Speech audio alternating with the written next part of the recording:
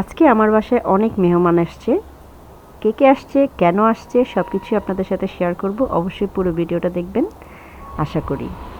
তো প্রথমে আমি রান্নার প্রস্তুতি নিচ্ছিলাম। চিকেনটাকে ভালো করে ধুয়ে আমি একদম ফ্রেশ করে ক্লিন করে নিয়েছি। তারপরে এটা আমি রোস্ট করব, সেজন্য আমি একটু আদা রসুন পেস্ট আর জাস্ট লবণ আর একটু গোলমরিচের গুঁড়া দিব আর একটু চিলি ফ্লেক্স দিব, মরিচের গুঁড়াটা দিব। এগুলো দিয়ে আর একটু আপনার জর্দা রঙটা ইউজ করব হালকা জাস্ট কালারের জন্য। তো এগুলো সবগুলো দিয়ে আমি একদম সুন্দর করে এটাকে মাখিয়ে রেস্টে রেখে দিব আধা ঘন্টার জন্য। তারপরে ভেজে নেওয়ার পালা। তো এটা রেস্টে রেখে দিব। রেস্টে রেখে দেওয়ার পরে আমি গরুর মাংসটাকেও একটু ভালো করে ধুয়ে পরিষ্কার করে নিয়েছি। কারণ এই কাজগুলো আমি করেছি অবশ্য যেদিন মেহমান এসেছে তার আগের দিন রাতে, কারণ দুপুরের খাবার আয়োজন করেছিলাম। তো দুপুরের খাবার যেহেতু আয়োজন করেছিলাম, তো সকাল থেকে এত কিছু একা হাতে করাটা আসলে আমার জন্য একটু টাফ হয়ে যায়। সেজন্য আমি আগের দিন রাতেই সব প্রসেসিং হাফ করে রেখে দিয়েছি। যেমন গরুর মাংসটাকে আমি কিন্তু একটু কষিয়ে রেখে দিয়েছি, ঝোল দেইনি। তারপরে রোস্ট যেটা করব সেটাকেও ভালো করে ম্যারিনেট করে ভেজে রেখে দিয়েছি নর্মাল ফ্রিজে, জাস্ট সকালবেলা উঠে কিন্তু আমি গ্রেভিতে দিয়ে দিব। তো এই তো আমার গরুর মাংসটাও সুন্দর আমি সব মশলা একসাথে দিয়ে মাখিয়ে ম্যারিনেট করে রেখে দিব কিছুক্ষণের জন্য, যেহেতু আমার হাতে সময় আছে। রাতের বেলা করছি, একদম ঠান্ডা মাথায় সুন্দর করে করছি। আর একা হাতে কাজ কিন্তু সুন্দর হয়।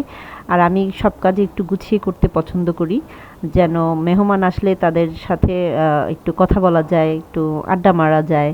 হ্যাঁ, সেজন্য আমি কাজগুলোকে আগেই গুছিয়ে রেখে দিই, যাতে করে আমার সুবিধা হয়।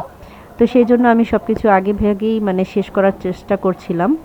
তো এই তো গরুর মাংসটা সব মশলা দিয়ে একদম আমি পেঁয়াজ টেয়াজ তেল আদা রসুন পেস্ট, তারপর হলুদের গুঁড়া, মরিচের গুঁড়া, লবণ, গোলমরিচের গুঁড়া, আর কি দিলাম, ধনিয়া গুঁড়া, জিরা গুঁড়া আর পেঁয়াজ, সব কিছু দিয়ে একদম ম্যারিনেট করে রেখে দিব। কিছুক্ষণ পরে এটাকে আমি চুলায় বসিয়ে দিব। আর এই দিকে আমি কিন্তু পেঁয়াজের কিছু বেরেস্তা করে নিচ্ছিলাম। এই বেরেস্তাটা আমার কাজে লাগবে রোস্টে আর পোলাওয়ের উপরে, মানে কি বলে এটাকে, সুন্দর করে একটু সাজিয়ে দেওয়ার ক্ষেত্রে। তো আমি এই কাজগুলো যেহেতু রাতে করেছি, সুন্দর হয়েছিল কাজগুলো, ঠান্ডা মাথায় করেছিলাম। তো ঝরঝরা হয়েছিল। আর এইভাবে কিন্তু পেঁয়াজের বেরেস্তা করে আপনারা অনেক দিন সংরক্ষণও করে দিতে পারবেন।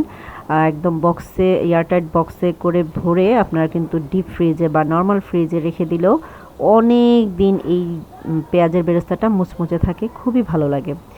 তো তারপরে আমি চিকেনটাকে সুন্দর করে ভেজে নিচ্ছিলাম। যেই কড়াইতে পেঁয়াজের বেরেস্তা করেছি সেই তেলেই আমি মাংসটাকে একটু ভেজে নিচ্ছিলাম। তো এই ক্ষেত্রে কিন্তু আপনার তেলটাও বেঁচে যাবে আর এটার ফ্লেভারটাও কিন্তু মাংসের মধ্যে ঢুকে যাবে, পেঁয়াজের যে বেরেস্তার ফ্লেভারটা। তো এই তো আমার মাংস সুন্দর করে কিন্তু আমি ভেজে একটু ঠান্ডা করতে দিয়েছি। ঠান্ডা হয়ে গেলে তারপর আমি নর্মাল ফ্রিজে রেখে দিব, সকালের প্রসেসিং করব। তো গরুর মাংসটাকে আমি চুলায় দিয়ে দিয়েছি, সুন্দর কিন্তু আমার কষে যাচ্ছে। আর যেহেতু অনেক গরুর মাংস একসাথে রান্না করছি, তো বেশি সময় আমার লাগেনি, অল্প সময়ের মধ্যেই কিন্তু একদম মাংসটা আমার গলে গিয়েছে। আর যেহেতু ফ্রেশ গরুর মাংস নিয়ে এসছে আপনাদের ভাইয়া, যেদিন গরুটাকে কাটা হয়েছিল সেদিনই নিয়ে আসছিল, খুব ফ্রেশ ছিল। তো এই তো, আর এদিকে আমি রোস্টের জন্য আবার গ্রেভি রেডি করছিলাম। তো এখানে আমি পেঁয়াজের বেরেস্তাটাকে একটু ছোট ছোট করে নিলাম, একটু গুঁড়ো করে নিলাম হাত দিয়েই।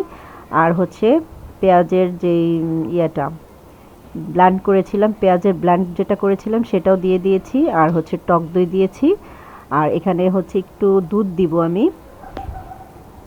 আর স্বাদ মতন লবণ, যেহেতু আমার মুরগির মাংস ভাজার সময় লবণ দেওয়া হয়েছে, সেজন্য আমি একটু বুঝে শুনে লবণটা দিব, পরে লাগলে টেস্ট করে আবার একটু দিব। আর এখানে মরিচের গুঁড়া দিয়েছি, আদা রসুনের পেস্ট দিয়েছি। আর পোস্তদানা বাটা আলাদা ছিল, পোস্তদানা বাটাটাও আমি দিয়ে দিয়েছি। আর সাথে একটু কাঠবাদাম বাটা সেটাও আমি দিয়ে দিয়েছি। আর এখানে রোস্টের যে তেলটা ছিল সেটাও আমি ছেঁকে সুন্দর করে কিন্তু এই গ্রেভিতেই দিয়ে দিয়েছি।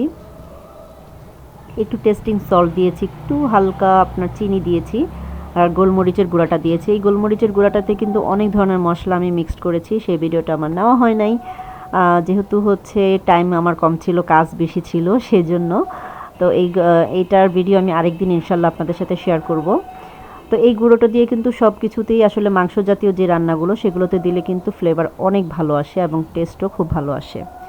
তো এদিকে আমি একটু ডালও রান্না করে নিচ্ছিলাম, কারণ ডালটা ডালটা একটু ভাতের সাথে সবাই লাস্টে হয়তো নিতে পারে ভেবে একটু রান্না করে নিলাম। আর এই তো আমি হচ্ছে পোলাও রান্না করার জন্য একটা বড় হাঁড়ি দিয়ে দিয়েছি।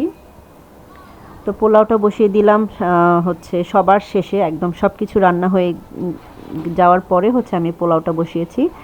তো প্লেন পোলাও যেহেতু রান্না করব, বেশি সময় তো লাগবে না, গরম পানি এক চুলায় বসিয়ে দিয়েছি। তো আরেক চুলায় হচ্ছে আমি পেঁয়াজটাকে একটু লাল করে তার সাথে হচ্ছে গরম মশলা, দারচিনি, এলাচি, তেজপাতা আর হচ্ছে লং এই কয়েকটা আন্দাজ মতন দিয়ে দিলাম। আর হচ্ছে আদা রসুনের পেস্ট দিয়ে দিলাম। তো আদা রসুন দেওয়ার পরেও ভালো করে ভেজে নিয়ে তারপর হচ্ছে আমি পোলার চালটা, ধোয়া যে পরিষ্কার করা পোলার চালটা সেটা দিয়ে দিচ্ছি। আপনাদের ভাই আমাকে একটু হেল্প করছিল, যেহেতু অনেক পোলাও, মানে চালটাও বেশি ছিল, একটু ধুয়ে আমাকে একটু সুন্দর করে দিল। আর এদিকে আমি হচ্ছে ভালো করে ভেজে গরম পানি দিয়ে দিয়েছি। তো এরই মধ্যে আমাদের মেহমান কিন্তু আস্তে আস্তে আসা শুরু হয়ে গেছে। তো সবাই একটু লজ্জাবোধ করছিল আমি ক্যামেরা ধরাতে। আর এই তো তো আজকে কিন্তু মোটামুটি আমার মানে শ্বশুরবাড়ির আত্মীয় স্বজন, আমার বাবার বাড়ির আত্মীয় স্বজন সবাইকে নিয়ে আমি একদম একটা অনুষ্ঠান করছি। সেটা হচ্ছে আমার ছেলে এসএসসিতে এবার জিপিএ 5 পেয়েছে, খুব ভালো রেজাল্ট করাতে সবারই খুব আনন্দ। তো ভাবলাম সবাইকে নিয়ে একটু একবেলা আমরা একটু খাই এবং আনন্দ ফুর্তি করি। তো সেজন্যই আসলে সবাইকে আমার ইনভাইট করা। তো সবাই আসছে, আলহামদুলিল্লাহ সবাই খুব খুশি হয়েছে রেজাল্টের কারণে, আর সবাইকে আমি খাওয়াতে পেরে আমারও খুব ভালো লেগেছে। তো এই তো আমার সব রান্নাবান্না শেষ করে আমি কিন্তু টেবিলে আমি সার্ভ করে দিয়েছি, সব কিছু রেডি করে। তারপর সব মেহমান আসার পরে আমরা কিন্তু খাওয়া দাওয়া স্টার্ট করে দিয়েছিলাম। তো খাওয়া দাওয়ার ভিডিওটা আমি নিতে পারিনি, কারণ অনেক ব্যস্ত ছিলাম সেই সময়।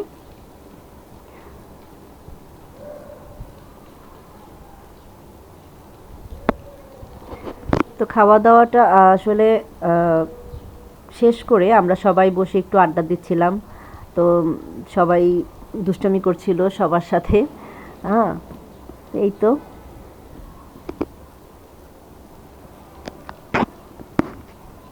আমার ছোট ভাইয়ের ছেলের সাথেও আমি একটু দুষ্টামি করছিলাম। এত পাকা পাকা কথা বলে, কথা শুনলেই খুব ভালো লাগে। আর এর মধ্যে হচ্ছে আমার ভাগনা বউ যে সোহানা, সে আমার ছেলের জন্য একটা, যেহেতু দেবর, তার জন্য একটা কেক নিয়ে আসছে। কংগ্রেচুলেশন, তারপরে কি জানি না না না না না, খাওয়াই দে, সবাই একটু একটু করে খাওয়াই দে।